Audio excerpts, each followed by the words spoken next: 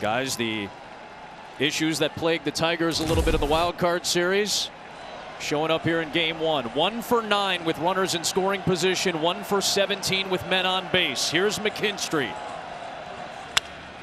And there is a base hit with a man aboard. Sneaks it through the middle. Torkelson will score. And right on cue, the Tigers take the lead. McKinstry delivers in the 11th. All that you just said, Adam, goes away with one swing of the bat. Dreaded leadoff walk. Yeah, it was a leadoff wild walk. Pitch. Comes around to score. And, by the way, broken bat. Yep. 73-mile-an-hour exit velo. Perfectly placed. Another late inning playoff RBI for the Tigers coming from Zach McKinstry on a ball that wasn't particularly hard hit. What a night in Seattle. Julio Rodriguez got it started. Kerry Carpenter flipped the game with a home run of his own. Munoz was clutch, getting 6 outs. Will Vest was clutch, getting 6 outs. And then McKinstry, as he did in game 1 against Cleveland, comes up with a key RBI late to put the Tigers in front on the road, and they will turn to Keider Montero, just 25 years of age, from Venezuela, who made his major league debut in May of last season. This will just be his 13th career relief appearance between the regular season and playoffs. He has never had a major league save, and to get one tonight, he's got to go through the top of the Mariners order in Arozarena, Raleigh, and Rodriguez. I don't think if you would have told A.J. Hinch that this is where he'd be, he would have believed it, but they're up with a chance to win this game. And Montero on the mound. Strike one. Whatever superstition you have, regardless of what team you're rooting for, you're employing it right now. Arozarena takes a strike. 0-2. Montero's got to be careful here down in the zone to Randy. Randy loves to go down and drive something middle of the plate down. If you try to throw a breaking ball, you got to bury it. He did that time, and Arozarena laid off.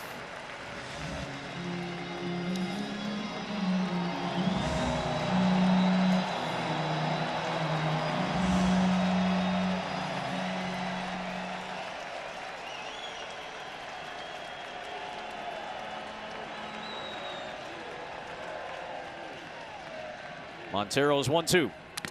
And Arozarena just got a piece of that slider that was tantalizingly out over the plate.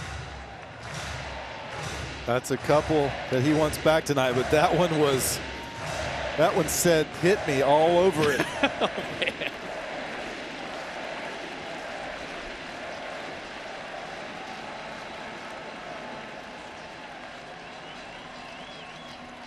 One-two. Outside. See, here's what you worry about with the young guy out there. He just threw a pitch that Randy's going to say, oh, I should have hit that one. But then he tries to make one too good. And now he's letting Randy back into the count after being ahead of him. You got to try and put him away if you're Montero right here. Arozarena bounces it to the left side, cut off by the third baseman, McKinstry. One down here in the 11th. Love the aggressiveness by McKinstry. He got the big hit. He's feeling all happy, and then he cuts out Baez because he's the only one that could have made this play. Now what do you do here, Waino, against Cal Raleigh? You have to pitch him like it's 0-2. You have to. What do you throw, though? Montero doesn't have a split, and that's kind of what they've been attacking him with. You don't want to be careful with sliders down and in. I know. You just can't let him beat you, though. Yeah, I know. The problem is it's not a great matchup. Oh. He flips the first pitch into foul territory. McKinstry's got room, and he's got it. Like I said, you challenge him in the zone, AJ. But, yeah, that was a breaking ball, though. That was pretty much right down the. Kind of jammed him. That's the last slider. 3 pitches have been right down the middle, and these Mariners have missed it. Just a little slider. It really doesn't do much. And that's the one Cal just did not miss. And now they're going to have a meeting and talk about how to attack Julio. Same thing here. You just 0-2 every pitch. If this is the last hitter, how many ever hitters you face every pitch is 0-2. Absolutely. Or just keep throwing it right down the middle. That seems to be working. So here's Rodriguez. The Mariners have mustered 5 hits. All of them have come from Raleigh and Rodriguez. The 2 from Julio have driven in runs. He's the last chance now for Seattle. And he takes strike 1 from Montero at 97. Just throw it down the middle. Isn't that what you just said? They're never expecting the one down the middle. They'll never expect it. 0-1. On the ground, that's through, and the tying run is aboard for the Mariners. A 3-hit Rodriguez game 1, and he keeps the line moving for Naylor.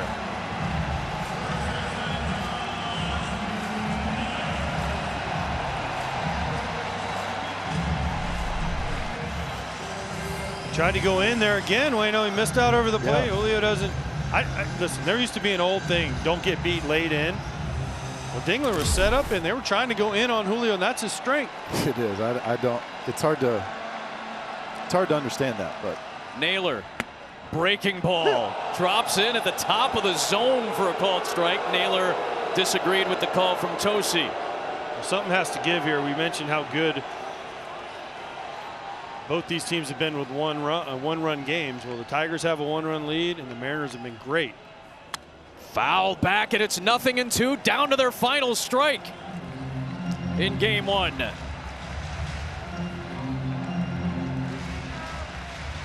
Well, you get Josh Naylor over here for exactly these type of moments right here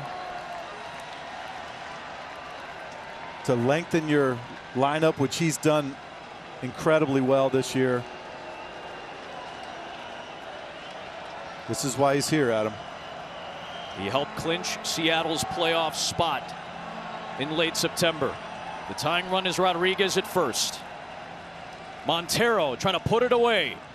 The 0-2 on the ground, 2 first, vacuumed up by Torkelson, and the Tigers come on the road to Seattle and take game 1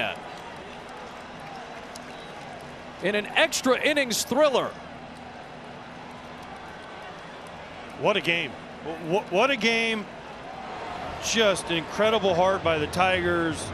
Well pitched and 2 big hits. That was it. Really was it. Kerry Carpenter with the home run off Kirby, and Zach McKinstry with the 2-out knock to drive in the 3rd run. Incredibly well pitched by both sides. What a game.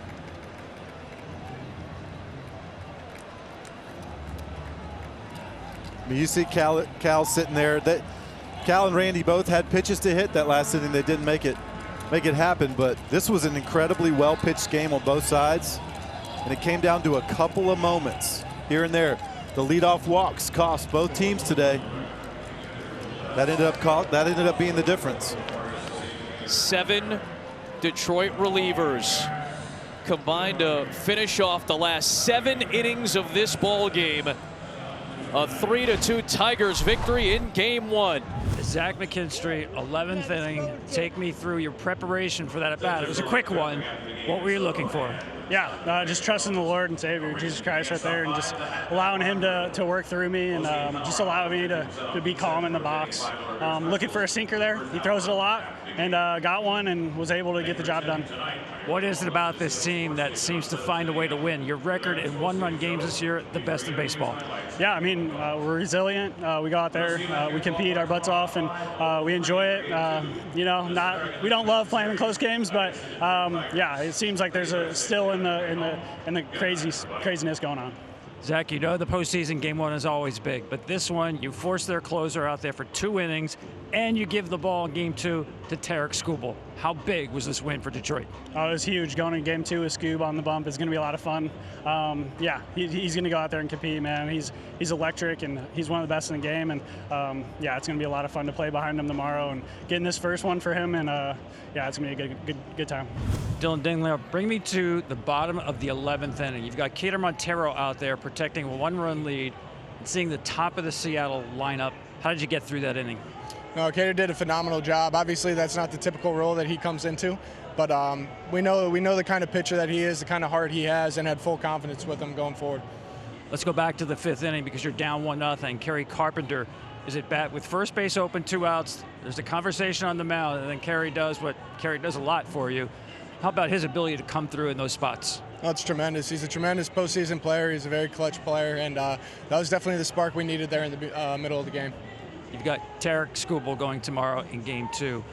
How much bigger does that make this win in Game 1? Oh, it's huge. It's huge. Always getting the first win in a series is massive, especially momentum-wise as well, because as we know, in the postseason, with a team with the momentum usually are the ones that come out on top. So, we're looking forward to tomorrow. We're looking forward to playing behind Tarek and going out there and getting them.